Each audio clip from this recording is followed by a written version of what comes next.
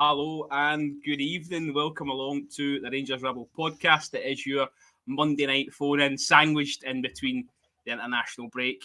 Delighted to say I am joined by the young team, Connor, Kieran and Lewis. Connor, how are we doing? No bad, aye. Glad that I still qualify for the young team these days, to be fair, aye. I'll take that all day long. Excellent. Kieran, how are we getting on, man? All right, I can't complain. And Lewis, I can feel trouble in there tonight. I don't know what it is. There's something in my water saying that we're going to have a bit of a nightmare here, but in a good way. You all right? I'm not bad, mate. It always seems to be fireworks when me, you, and Connor are on a show. I know, and I've just got that feeling in my water, so we'll see how we get on.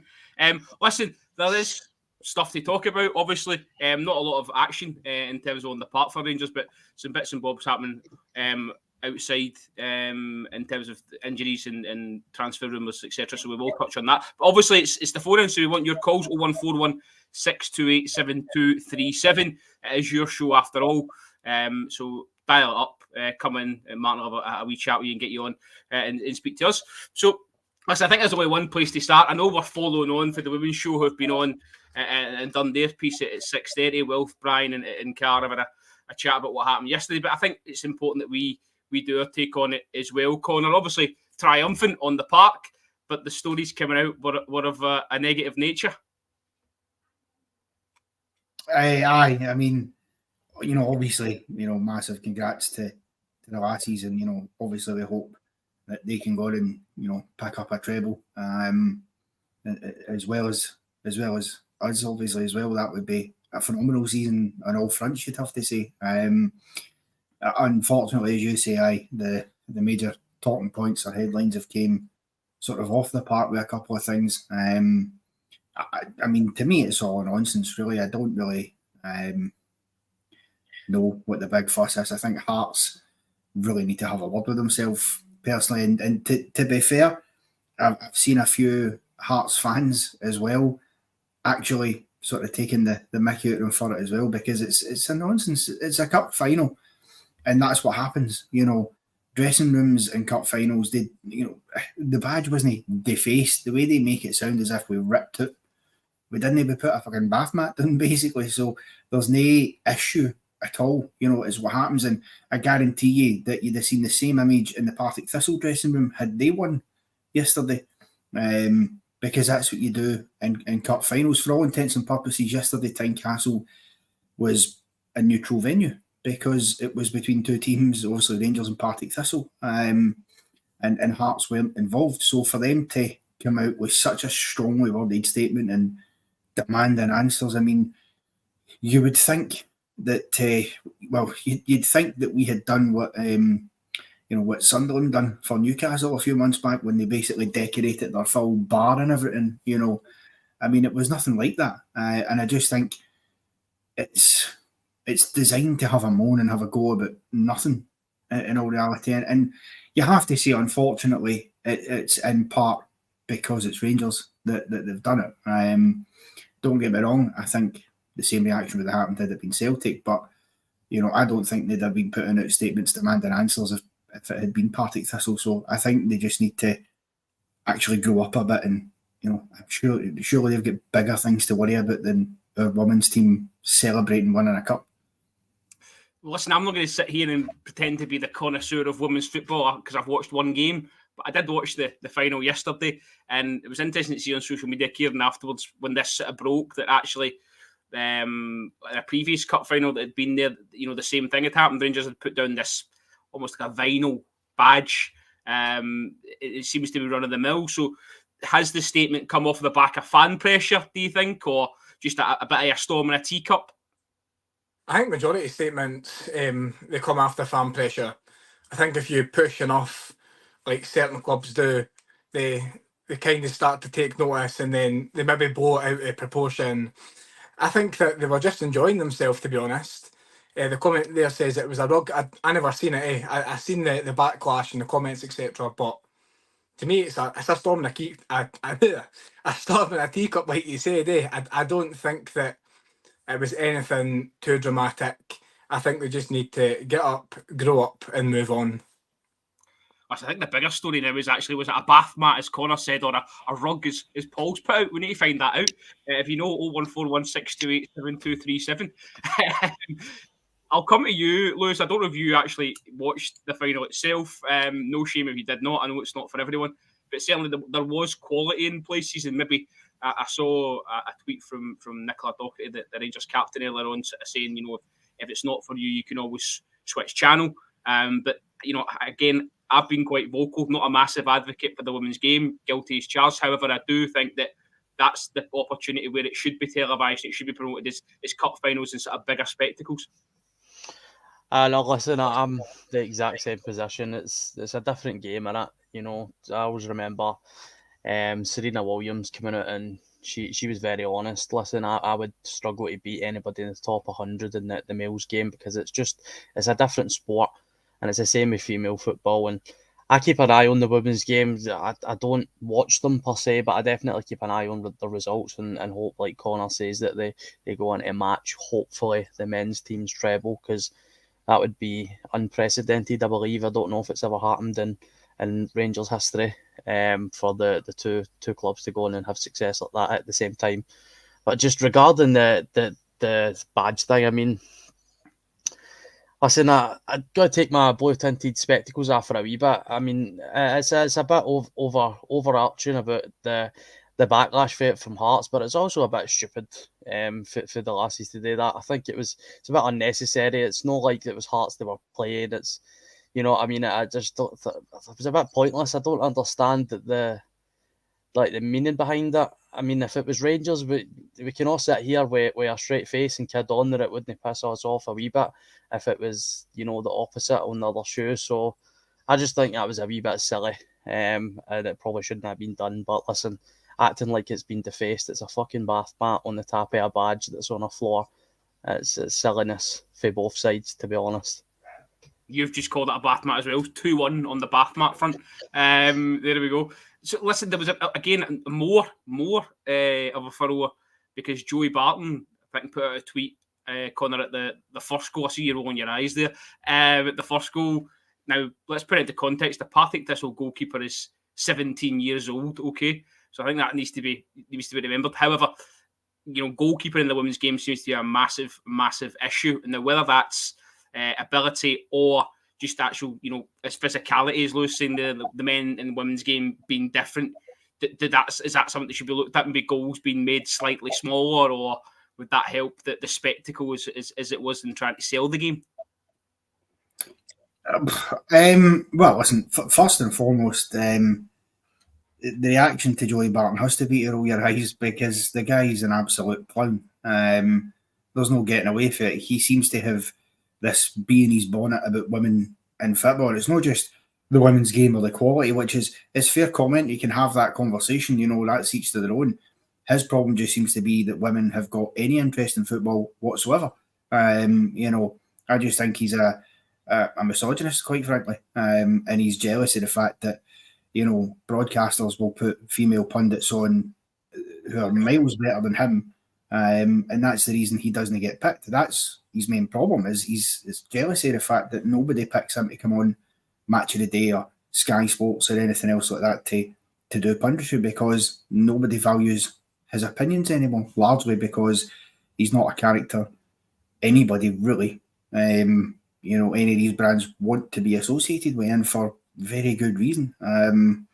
In terms of the actual, debate about the goalkeeping thing, look, maybe they could make the goal smaller. I don't think it would help the spectacle of the women's game and as such, because I think it would. I just think it would bring it down a little bit, and it would really underline, that they're clearly nowhere near the men's level, which, in some ways, I think clearly you've got to take account of the fact that this is a 17-year-old lassie, and I think in the men's game, if you put a 17-year-old in goals in a cup final in a professional match, they might make mistakes as well, as top goalkeepers do. It's just what happens in football. Certainly, I think it needs better investment for the other clubs, because the one thing I would say, you do find that there seems to be cricket scores a lot more happening in women's football than men's football. I mean, every week it seems like there's 2 or 3 results that are 7, 8, 9, 10, nothing. We see Glasgow City, Celtic and Rangers do it constantly up here, and the big ones down in the WSL down south do the same. So, that aspect you can debate, but I don't think that's a goalkeeper's problem. I just think that's about better investing in the game and better training, and all the best of the last year. I can't understand why you want to pick a 17-year-old because they made a mistake.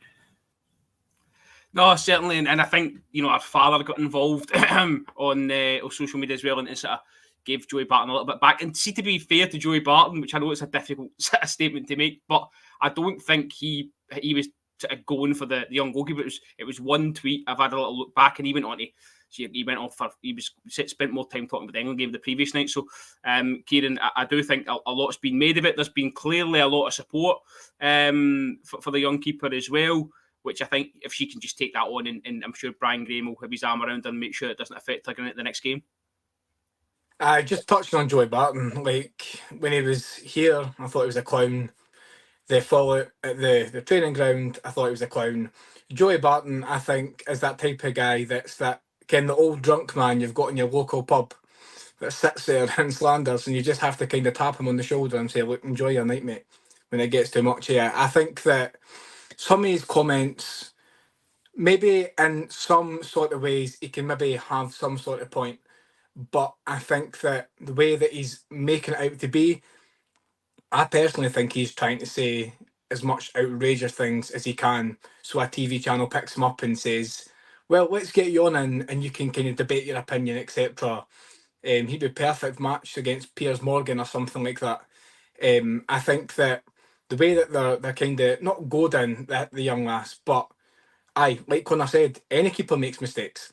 Any keeper in that situation, one might save it, one top goalkeeper might no. But to kind of, not to scrutinise her, but I think the way that it's kind of been handled, in one way, it's bringing more eyes to the women's game. I think so. That can take a light on that people are seeing that and maybe going to watch it a bit more. But on the other hand, I think that they've lost the game. One of the goals is her mistake. How is she feeling after that? How's her confidence feeling like that? How's her mental health after that? I think people are too quick to jump on the bandwagon. It's their fault, it's their fault, it's their fault. What about the individual that's sitting there at home? She could have went home greeting or anything. She might not want to put a pair of gloves on again. I just think that it's a little bit too far that they've went. It's the one tweet, but it's the escalation of that tweet that I think is going to be the thing we need to look out for. Absolutely. Okay, we'll part that because as I said, the Wilf and the guys have probably battered on for an hour about it. I just wanted to touch on it in case anybody wanted to phone up because the phones are open. 01416287237. Give us a call. Give us something to shout about. Lewis, there you go. Up. John, thanks very much because that's what we're coming to next. What's your opinion on the alleged Saudi interest in Tavernier? Yeah, there's been a couple of online articles about James Tavernier reportedly drum up interest from the Far East. This was the case probably last summer as well. Do you think that's something we can see happening? I know we spoke a lot about, we won't appreciate him till he's gone. Could he be going sooner rather than later? If it was my choice, no next season anyway. I think he's still got at least another season in him to play, especially under Clement. I think Clement's developed his game really well. He's a totally different fullback now. He's not as marauding as he used to be. He's a much more intelligent defender. He knows where to be and when to be there. And that was not a facet of his game, only 12 months ago. So it's definitely not something that I would like to see. But listen, if he goes on to win a treble and he's achieved what he's achieved and he's that age and Saudi comes in with £20 million and offers him $100,000 a week, then you could definitely see it happening. And I could see a genuine £20 million bid because they've got money to waste there. So it's definitely not out the realms of possibility. But if it was up to me, I would personally like to keep the captain for at least another year. Connor, does this all hinge on, like Lewis is saying there, success at the end of the season? If you win the league, you get the embarrassment of riches that comes with this year's Champions League spot, and therefore you don't really need as much of a player sale in terms of to generate cash to bring new recruits in. If it goes the other way, you don't win the league, heaven forbid, you don't get the money in, and then you are starting to look at assets to bring new players in? Yeah, but think so. I mean, look, it's a massive cash pot that we would be missing out on if we don't win the league. And obviously, the kind of money we'd get for finishing second, and even say we win the Scottish Cup as well, isn't going to scratch the surface of getting close to that. Of course, we'll still have some European money to come in for the campaign this season, but naturally, if we don't win the league, that will lead to us looking at selling assets, moving people on to bring new bodies in the door, which I think will happen anyway, because I think Philip Clement's going to want to bring in more of his own players and really stamp his proper sort of mark on the team, because a lot of the team he's got just now he's inherited for Michael Beale, and he's to be fair managed to get an awful lot out of them, so clearly that would happen. I mean, I'm with Lewis in this one, and I wouldn't want to see Tav go, because I mean, look, firstly you've got to look at the fact he's only 31, so he's got plenty of time left in his career before he needs to make a move like that.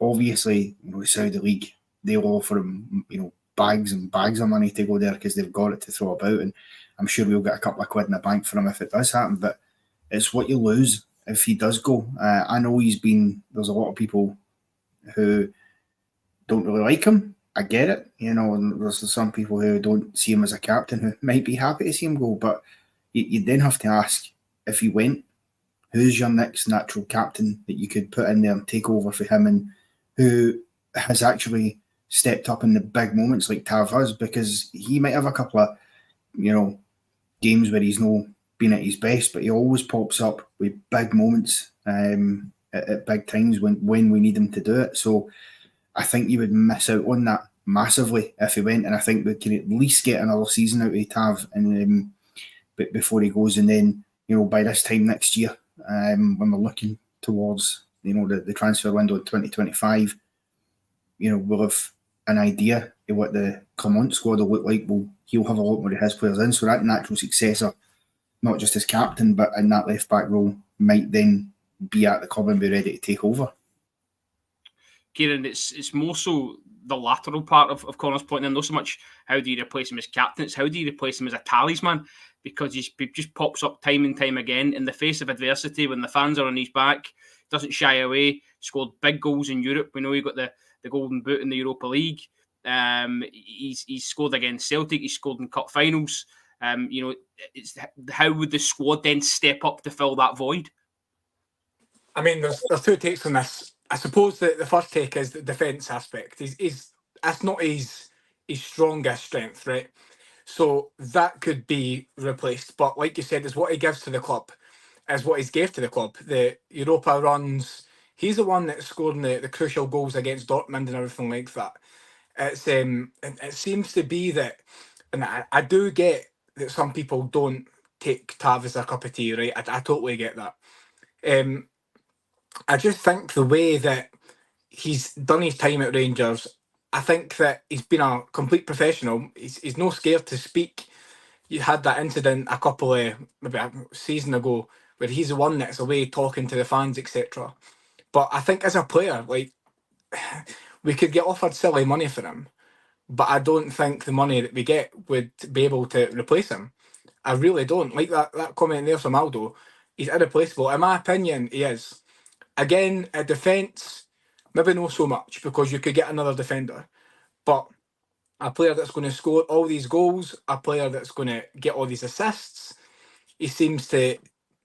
I mean, you've got a player that understands the club. You've got a captain that understands the club, that understands the fans, that understands that a draw is almost as bad as a loss.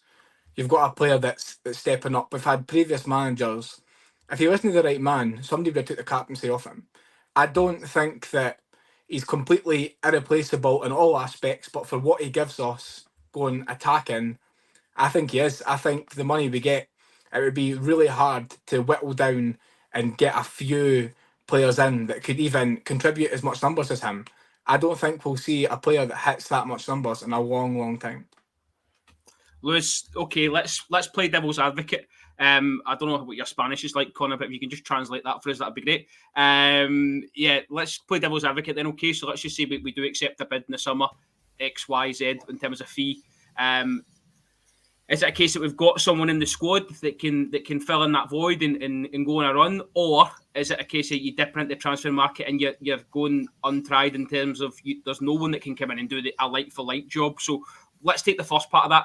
Dujon Sterling, probably the name that's popped up most in the comments have been chatting away there, and then we've got happy birthday Adam Devine, who's out at Motherwell. I know we spoke about him a bit on the Scottish Football Show last couple of weeks.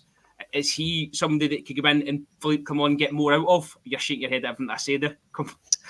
No, listen, he's probably one of the most irreplaceable footballers in history of football, because there isn't a right back that's contributed more goals since the sport began. So there you go, that's already no possible to replace. And then you give the fact that he's been, one of the most consistent performers ever in Rangers history. Individually, he's barely missed a game, he's barely had an injury. But that said, it doesn't mean you don't try and replace him. You're still going to have to try and replace him at some point. I personally don't think Adam Devine is quite ready or good enough to be the heir to the throne of James Tavernier, and I don't think Dujon Sterling as a right back. So for me, it would be going out and getting somebody. And listen, I know I've said that about 100 times, but I really would not be obliged to Danny Armstrong coming in and being transformed into an attacking right back. I think at Rangers and the way we play and how much we dominate the ball, defensive abilities on as important as offensive abilities. And listen, in Europe that might be different, but you've seen what Clement's done by turning Dujon Sterling into a Swiss Army knife. You've seen him, play different players in different positions, and they don't look like a fish out of water. So I think if Danny Armstrong, you could get for like under £2 million, and he's probably one of the closest in the league in terms of numbers that James Tavernier as well. So you go and get somebody like that, and then give Adam Devine a chance as backup and see what happens there. To prioritise other positions, but we'll see what happens. He's going to have to be replaced at some point, so we'll see. As you say, Danny Armstrong has been arguably playing as a progressive right back this season anyway, in terms of the way he's been getting forward. His numbers and his deliveries we've spoken about as well before have been really, really good. So if it's someone that thinks he can take on and push on to that next level, then certainly a low risk gamble. Listen, guys, we are 24 minutes deep into this podcast and not one phone call. You should be ashamed of yourselves. Absolutely ashamed of yourselves. Pick up the phone 0141 628 7237. We're desperate to talk to you. I'm on with the James Tavernier fan club tonight, it would seem. Connor, just in terms of, there is also another link today. I've heard Derek Ferguson saying that come the summer, Jack Butland will be subject to bids from down south. We're going to be looking at, if you take him and James Tavernier both exiting the club, that could be the guts of 40 million quid. What could the manager do with that sort of money? Well, I mean, this is it. It's no surprise, obviously, about with Butland. He was always going to come in for attention this summer. He's been too good not to, and we can command a real decent fee for him. And you've got to say, given that we've brought him in the door for nothing, basically, it's extraordinary. That'd be a brilliant piece of business. And like I said earlier, obviously, you'd be looking to try and make up ground financially if you didn't win the league on what you've sort of missed out on. So if you could get the as you say, the guts of somewhere close to £40 million out of those two players, I think the club would be very hard pushed to turn it down, to be honest with you. It's just about then, can you replace that? Particularly with Butland, because I think there's plenty of options, as we're talking about there, that you could look at in terms of the right back position. But in terms of goalkeeping wise, I mean, certainly options that we've got at the club at the moment, I don't think there's any there that you would say could replace him. I think obviously, McCrory's done okay when he's been called upon for us, but he's by no means a replacement for Jack Butland. And I mean, John McLaughlin's, God knows why we're still paying him a wage, because he's basically non-existent. So, that would be the tricky part. But when you've got that amount of money behind you, it does open up some doors. So, as always in these situations, it will be a case of money talks at the end of the day. And, for somebody like Jack Butland as well, we've just seen there that he has been snubbed for the England squad despite how well he's been played. And the only reason for that simply has to be because he's playing in Glasgow. Because, you look at it and you say, well, Pickford and Ramsdale, fair enough, but he's been snubbed in favour of a guy in Sam Johnson, I believe it is, who is a bench warmer at best at Crystal Palace, and apparently there's more value in sitting on a bench in the Premier League than actually busting your backside and putting in, potentially being the player of the season this year up here. So for his own ambitions, if he ever wants to get back in the England squad, sadly he might have to go as well, and that might be something that will persuade him as well as the financial aspect. So, we'll need to wait and see, but I hope, I would love us to be able to keep a hold of him, and certainly financially, if we win the league, we'll be in a stronger position to keep a hold of him, because as I say, this season in particular, it's a real good amount of money to win that league. So I think that's that. Apart from anything else, that is one of the main important reasons why we've got to get it over the line. Listen, I'm taking issue with the word irreplaceable tonight, because Glasgow Rangers in my time have replaced bigger and better than Tavernier and Butland in terms of stature and what they've done for the club. You always feel like that before they go, but you thought that with Alan McGregor in the summer. How are we going to replace this goalkeeper? We get a guy in for nothing, and he turns out to be just as good, if not better, in some places. So I would always just say there, if they do go, we wish them the best. We take what we can from it and we move on. We have to. What I will say, Kieran, Conor makes a point there about players maybe not being there already at the club to replace these two guys, should or if they go. Does that then point to, we'll see then more of a side in the manager's own image, more of a side of his own making? I think so. I think Clement will have some sort of idea in his head. He's probably obviously been the director of football and looked at it and said, well, if he goes, I want you to identify maybe 3 or 4 targets that we could maybe find a way around. I don't think Clement's going to be caught like a deer in headlights if a player goes and he goes, oh, I've not got anybody. I think that there'll be things in the back. Touching on what Conor was saying about Butland, I don't see him going. I don't. He said in quite a lot of interviews, and I know interviews, obviously, they can't dictate the future. But, I mean, Butland's been around a long time, right? He's been around football so long. I think that he's probably got a bit of money behind him. He's got his kids relocated, his family relocated. He says his kids are enjoying school, etc. Family life up here. He's settled here. I think that I think he would have to be guaranteed first team football to go. I think that he would not sit on the bench anymore. He sat on the bench at Man United, played nothing, and if anything, they should have kept him than how they've got him now. I think that I don't think in terms of who we've got now are capable replacements. I know I'll probably get shot down in the comments for McCrory, but I don't think he's a Rangers standard goalkeeper. I don't. I think that he's maybe had a couple of chances to shine and he has took some of them. But going forward, I don't think we could be the one that we rely on him. McLaughlin, I think he could only be here for, good around the dressing room or something. I mean, my gran could probably be good around the dressing room there. Doesn't mean that she gets kept. The issue with McLaughlin will be he signed a new contract, or it was last season. He's probably got time left on that. He's probably in decent money. He'll probably just want to see it out and then take what he can get. That's why he'll not have been moved on or anything like that, you'd imagine. I mean, it's possible, but there again, like, do you not think? I suppose you can't say, do you not think they'll get bored because they're getting money and they're training, etc. Would you get bored, Kieran? That must be the best job in the world. Train all week, then sit and watch the game for 12 grand a week. But would you also not want to play? Like, I understand like the aspect of getting paid to kind of do nothing, but I would be wanting to play. And I get that he's a bit older, so maybe Clement has said to him that you're literally, if Kieran Wright gets injured, you'll maybe get a game. Like, I don't think that McLaughlin is in any sort of plans to like mutually terminate his contract or anything like that. But McCrory, he's had a couple of loan spells. He done all right in some of them, but folk are like putting the pressure on him already, saying that he's going to be Scotland's next big goalkeeper, etc.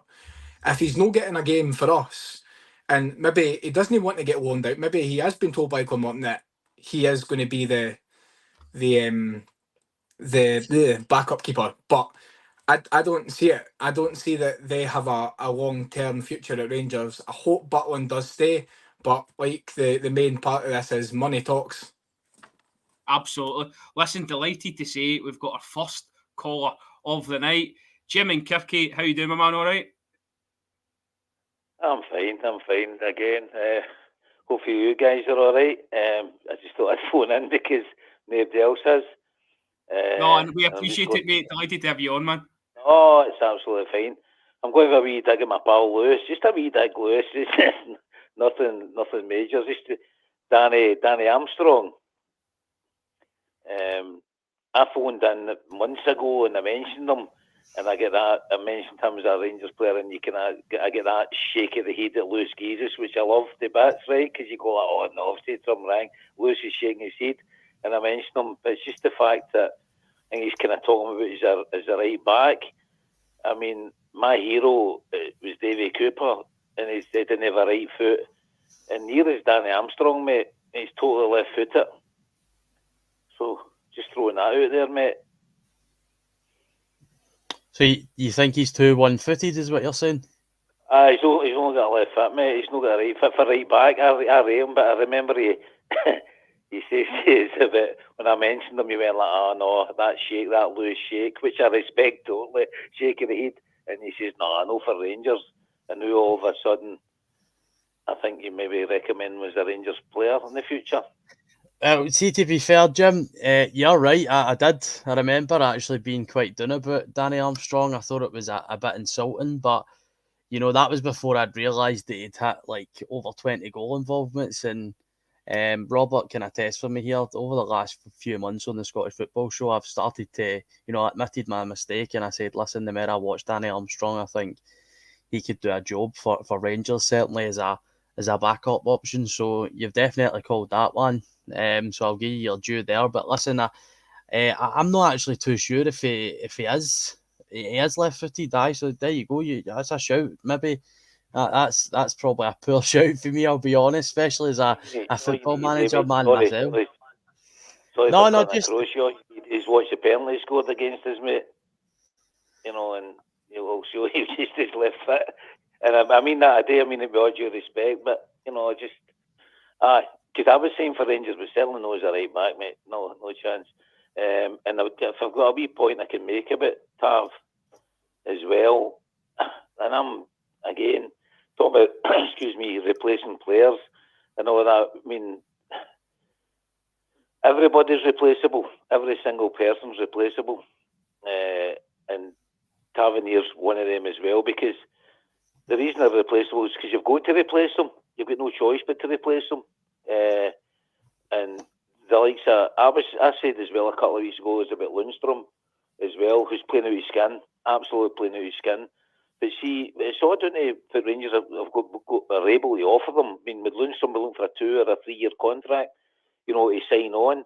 So then you've got to actually weigh up and say, where would the conversation be with John Lundstrom, for example, this time next year or the year after?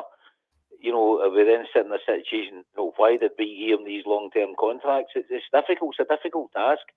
And as I say, James Tavernier, if he gets that offer for Saudi, it'll not be his decision, mate. It's probably going to be his missus' decision, and she'll just go, let's go for it, because it's your last chance at the big money, and they've got to look after their families. So hopefully I'll give you something to talk about tonight. Connor, just you come in on that in terms of the Lundstrom point in particular, giving out contracts and we're going to be hampered a couple of years down the line. It's important to sort of balance it out in the sense that Lundstrom's been one of the, if not the best performer since the manager came in terms of consistency. He certainly warrants a new deal. Yeah, I can see the solid case for offering a new deal. I think he's stepped up since come in the door. There's no doubt about it. I think the John Lundstrom we've seen in the first part of the season and the John Lundstrom we're seeing now are night and day for each other.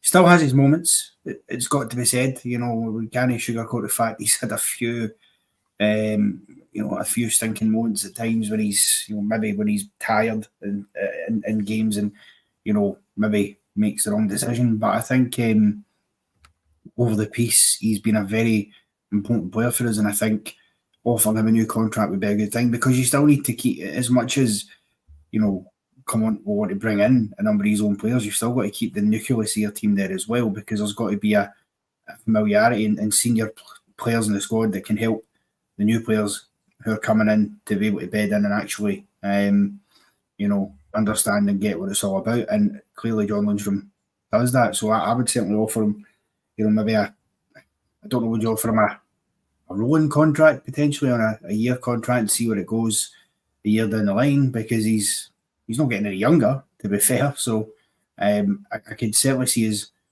doing that and getting him nailed down for at least another season. Jim, can you do me a favour? Obviously you mentioned Davy Cooper earlier in the call. The panel tonight, even myself included, won't have any major memories of Davy himself, but obviously it was his 29th anniversary, he's passing at the weekend. I just wonder if you could share your memories of the man and sort of what he brought to the light blue jersey. I could, so with that kind of thing, Robert, I just full of emotion. Davy Cooper was my hero, ultimate hero. I was at his funeral. I've kept everything from his funeral in Hamilton. Davy Cooper scored the best goal, in my opinion, that Glasgow Rangers ever scored against Celtic in the Dryborough Cup final. And I know you have covered it slightly in the past.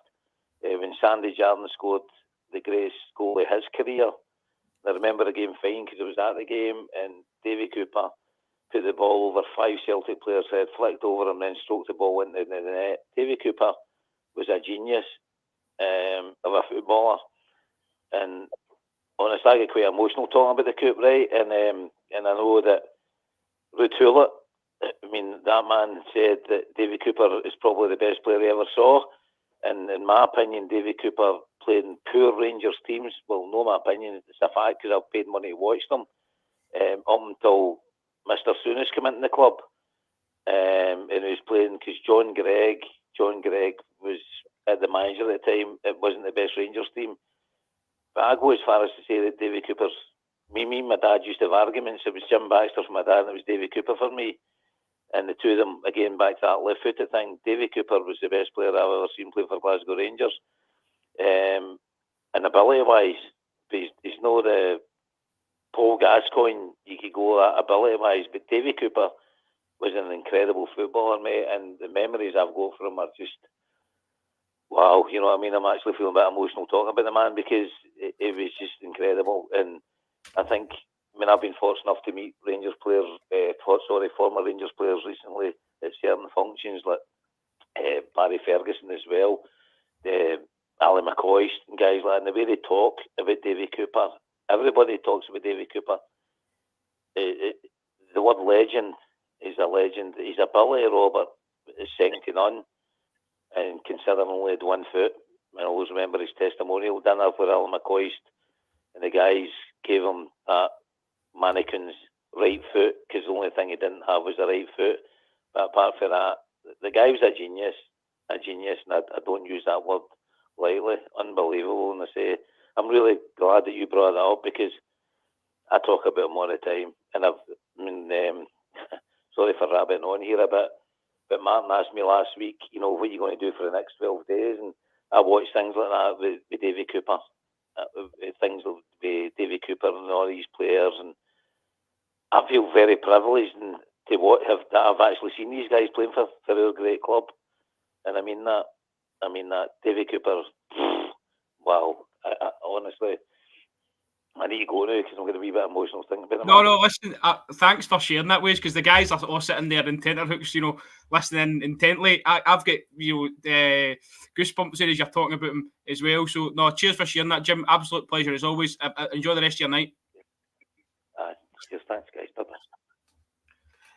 And as well, do you know that touch about handing him the mannequin's right foot? I think that's that was the thing back in the day. They had this sort of camaraderie that I don't think you get in the modern game now. That's all gone, sadly. But Davy Cooper's 29th anniversary at the weekend, marked beautifully there by Jim and Kirky. Hard act to follow that, but if you want to, 01416287237, get your calls in, and we will bring you onto the panel. Lewis, yeah, I had to check, right? Because when he says he's only got a left foot, I'm saying he can't even have a left foot. Let me check that. So I pulled it up, and he does only have a left foot, but it's not hindering him at all, is it, Danny Armstrong? And I don't think, it would be an issue if we brought him in. No, certainly no. I mean, I was actually quite surprised. And listen, we're on this podcast for a reason. There's a reason I'm not paid a scout's wage at Rangers, because I don't check stuff like that, quite obviously. But listen, he plays on the right side and he's got like 15 assists. So his right foot must be decent, because like 90% of them will be for cross balls. And you look at modern day football now, the likes of Joao Cancelo, right-footed, played left back for a large portion of his career, and you just play inverted. So there is tactical ways to get about it, and I just think, for the age, the numbers that he's put up, the fact that he's Scottish, there is that wee bit of aggression. It would have been perfect if he was right-footed, mind you, but just a wee suggestion. I think we could do better, but I was caught out in that one, so I had my hands up. Okay, Kieran, I just want to bring you in then, because it is international, the international break, international duty, whatever you want to call it. Ridvan Yilmaz, late call-up for Turkey. I think he lasts 20-odd minutes, goes down injured. He's taken off and then brought home early. Nothing official yet from the club. I'll stand corrected if anyone wants to fire that in terms of how long he's going to be out for. However, I have sort of posed the question, what do we do getting into Saturday's game? Is it a case of bringing Borna Barisic back in? Do you put somebody else, square peg into a round hole? Because obviously Barisic isn't top of the pops at the minute and hasn't been for some time. So how do you see this one sort of panning out, and can it impact on the title race? Hope it rains and gets rescheduled. I'm not confident at all with Barisic. I think that Sterling would be my choice, but then you're taking him out the midfield. I suppose Sterling probably wouldn't have started. So he's kind of occupying right wing at the moment, which is pretty strange. But I wouldn't. I think Barisic, when he plays Celtic, he's already defeated. He's had so many, not doings from them, but he's been ran ragged. It's been his fault at quite a lot of goals in previous Old Firms. I think that the heat is firmly down with Barisic and Old Firms. But I could be sitting here with egg on my face when he scores the winners. Ken, it's football. You can't tell, but I would much rather have had Yilmaz in. And if that's not going to be the case, I suppose I'll support whoever's in.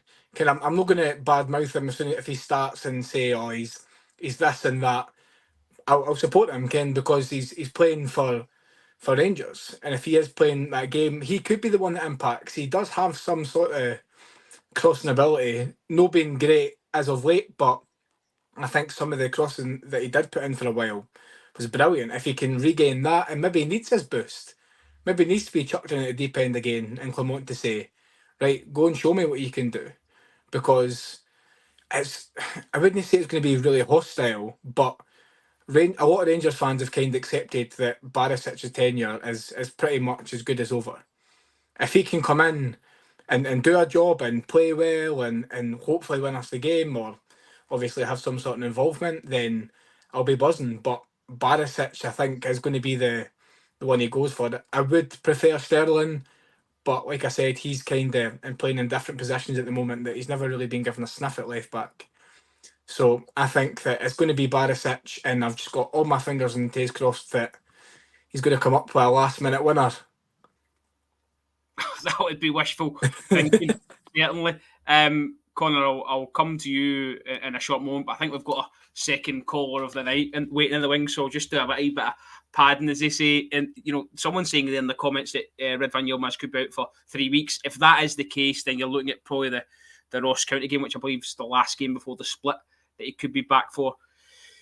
There's a lot of football to be played before then. Obviously, we've got Hibs at the weekend, Celtic next Sunday, then it's Dundee as well, that rearranged fixture. So, it could be quite telling if you're having to shove Sterling in there, on indeed Borna Barisic for that run in. But I'm sure more will come out for the club before the weekend's game. Yeah, I think it was Danny O'Donnell as well. I'm sure it's not the singer himself, but he's saying there that the Turkish manager has highlighted Ridvan's match sharpness, match fitness is the reason he's got injured, which, the manager himself hasn't been impressed with, since he's took over in terms of the lack of pre-season as well. So all points to discuss, but as I say, second call of the night. Scott, how are you doing, Scott? Welcome to the Rangers Rabble podcast. All right, Robert, how are you doing? I'm all right, mate. How are you? I'm not bad. I see you're hosting again, Robert. I'm just sitting here actually watching you, and I'm thinking to myself, Lewis is a bit surprised there with Jim, so I thought I'll come and ask him again another question. Aye, fire away, mate. Fire away. Right, Lewis, you're like myself. You were always critical of Lundstrom, right? And so was I, so I'm not going to sit here and deny it. But by all accounts, he's looking for a 2-year deal. Now, I sat in the pod with the other week and I said I would give him one. But I'm at 50-50 because I'm thinking, if he wants 2 years deal, he'll probably want to be one of the highest paid, plus a signing on fee. So that's going to take a big chunk of the budget away from the manager. So would you give him that, or would you maybe go with maybe Raskin, Sterling, or maybe a cheaper option, and just let John go for, by all accounts, he's hanging after to see what else is out there, in case he gets an offer for the English Premiership, which is his due because he's out of contract, so he's willing. He can do that, do you know what I mean? Like Conor Golson did, and then signed after the season's finished. So what's your opinion? Oh, well, that was brilliant because it took me about 15 seconds to realise that was you. No, listen, I think I would definitely give Lundstrom a 2-year deal, even if he was looking to be one of the higher earners, because I think he's more than deserved that, given his age, given his consistency.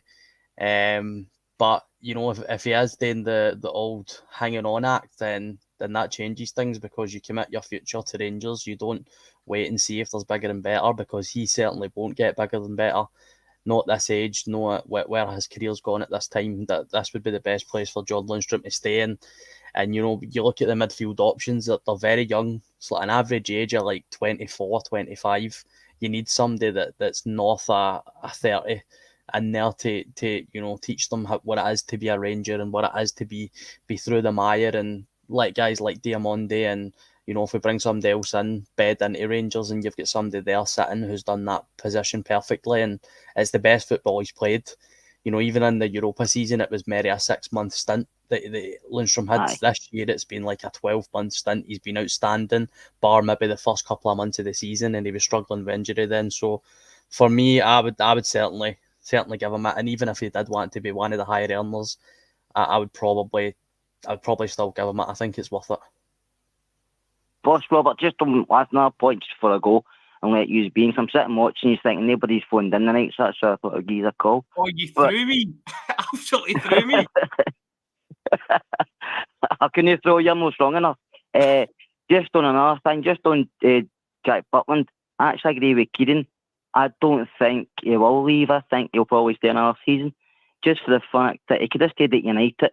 He did say he was a United fan. He'll probably get double his money there and sat on the bench. But he's playing games. He's playing in Europe. He's playing in front of 50,000. And he's been about the league since he was 16 in England. So he's 30. Why would they want to leave? Why would they want to go back to England to play, say, at Notts Forest because they come in for him? Or even somebody different. But he's not going to get a top. He's not going to get a top 4 club, is he? So he's going to play in middle of the table down there. So why not stay at Rangers in that year? Play in Europe again. You never know what can happen. England, I don't care if he plays England, to be honest with you. I'm happy he's playing with Rangers and he's fit and he's playing really well. So I think he'll be here for another season at least. Listen, I agree with you on the England fact, but Connor, just on Kier's point, I don't know if you're sitting on this different side of the fence from Kieran. Kieran saying obviously he'll stay, all the points that Kieran makes there are very, very valid in terms of playing for 50,000 and, the stature he's got at the club, etc. But money certainly talks. If somebody comes calling, and I don't mean that for Jack Barton, I mean for the football club, if somebody chaps the door and says there's 15 million for him, you'll be hard pushed to turn it down. Could just drag that out a few seconds here and let me finish my thing? I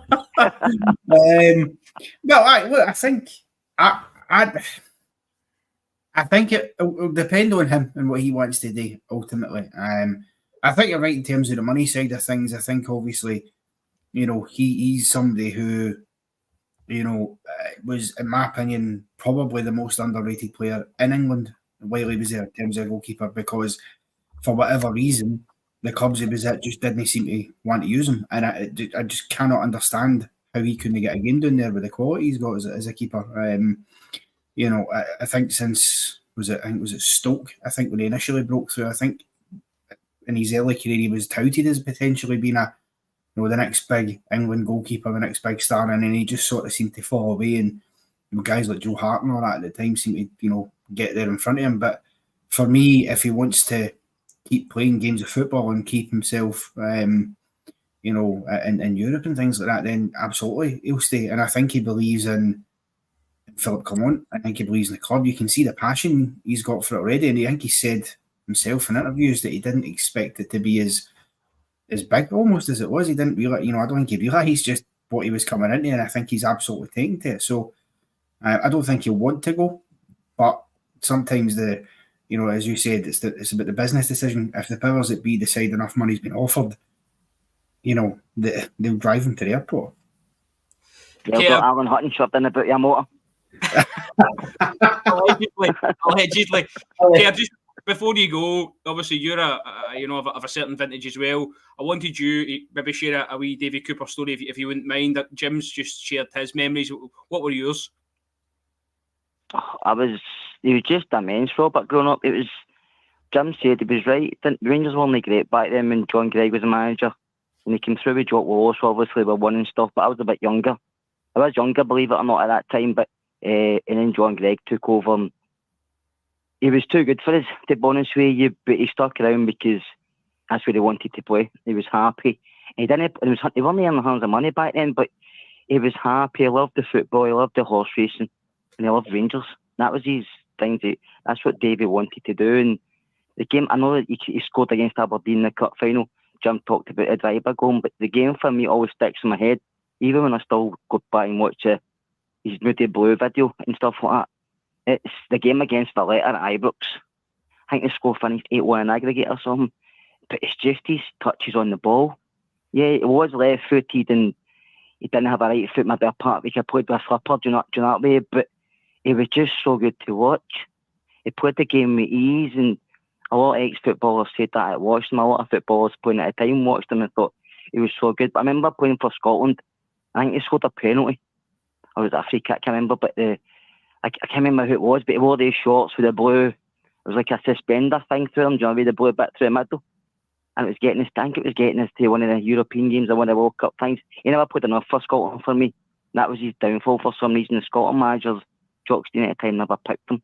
I don't understand why, because he was a way ahead of other players at that time. And back then, Scotland had a lot of good players, but David Cooper, for some reason, always never really get in the squad, but never get picked. I never really understood that, because our country, they probably played over 100 times. It was that good. No, absolutely. And listen, Kerr, thanks for coming on, catching me off guard. And but one last thing, Robert, just to say it, Borna Barisic will play against us because he's only left back we've got, and he's going to finish the season in a high before he leaves to Turkey. And I'll tell Lewis, Borna's got a left foot, Lewis. Catch you later, boys. Cheers, mate. That was Scott and Paisley. Sounds like somebody I know, but anyway. Right, okie dokie. We are in the final stretch, and we've got a super chat as well from Beat Bot Boop. I think I've said that right. Got a question, if that's okay, lads. Of course it is. Who's the greatest footballer that nearly played for us? For me, it's George Best. He was one of our own, a footballing legend. Kieran, any names that spring to mind for you that were sort of nearly beans? Nah, come back to me. Connor, yourself, you get any names you could throw into the hat? I don't know if you could say necessarily it was nearly, but Lionel Messi. I mean, we did, I think, was it 2003 or something like that, 2004? Under Big Eck. Yes, we did. As far as I'm aware, we made don't know if it was a formal offer, but we certainly made an inquiry about him. and it was rejected. But there was no talk of him and Iniesta on a loan. That's what I think I maybe read. It was something like that, I think. Which, I mean, could you imagine if we'd pulled that off? That would have just been unbelievable. Obviously, I suppose it depends when you say greatest footballer, because at the time, obviously, he was still a young lad, so you wouldn't have classed him as that. But knowing what he's gone on to achieve, and the quality of him, and to be fair, it was only a couple of short years after that he was, in their main squad, rubbing shoulders with the likes of Ronaldinho and players like that. You've got to say he's surely got to be probably the greatest footballer that we had a near miss with. Lewis, you get any more you want to add to that? Well, the one that's obviously flying about the comments was R9, the second greatest Ronaldo that's ever lived. I'm not loving that. No, I'm having not. It's just fact. So no, that is absolute nonsense. Father Ted moment there. Right. Anyway, obviously there was that rumour that he was going to sign like a 15-game deal with Rangers where he only played exclusively in the Champions League in the Old Firm.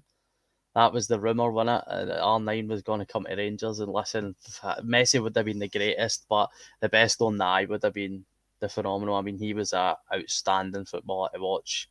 Absolutely incredible footballer. A bit before my time, but listen, I've watched plenty of hours of compilations at R9, and he's just definitely up there with one of the most beautiful footballers that I've ever laid my eyes upon. But the reason I fell in love with football, watching that man. I think for me, it's probably my era. He's been mentioned a couple of times in the chat as well. Was Jardel almost? There's pictures in with the tracky top on, etc. I think Walter Smith almost had that deal done. I don't know why it didn't get done. People will probably be able to tell us in the comments. But for Porto, he was something else, this guy. And I dare say he'd have gone on and scored barrels and barrels of goals for Rangers. But sadly, it didn't come off for one way or another. But there's a lovely picture if you Google it of him and his gorgeous wife with the Rangers vintage Adidas sweatshop on. Any for you, Kieran? Have you managed to rack your brain? I wouldn't say that the best almost played for us, but there was a player that we were linked with that I did get quite excited about watching his highlights. It's quite a recent, no, not recent, but Xavi Simons, when he was playing for PSG, there was talks about him coming on loan to us. And I don't know if it was maybe just paper talk, but it did look like it was gathering a bit of steam.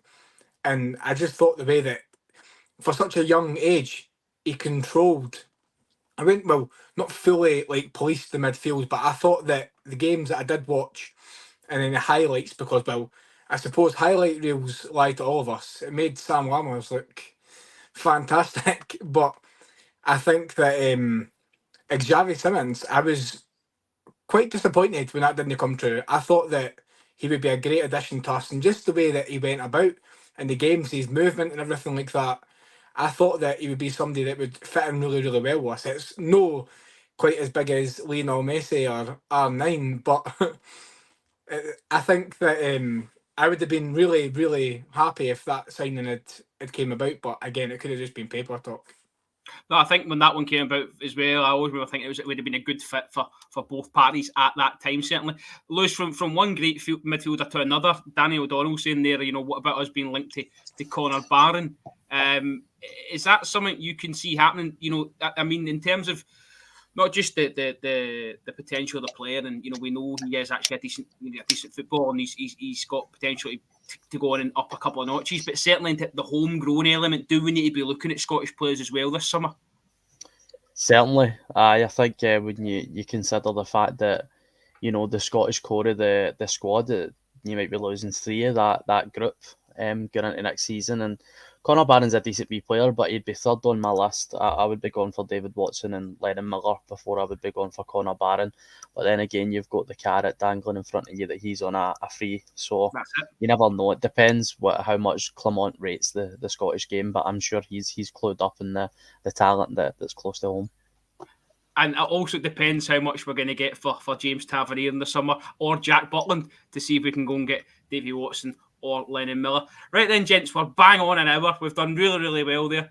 We got a couple of calls in as well. So we are back tomorrow night. Scottish Football Show, build up reaction from the Northern Ireland game. Then as we get into the rest of the week, we are steamrolling towards the weekend. Rangers are back on Saturday against Hibs. There'll be a pod on Friday night and previewing that one, and then a build-up reaction from the game on Saturday as well. So keep your notifications on. Thanks for joining us tonight. As always, like and subscribe, and we'll see you again tomorrow night. Cheers.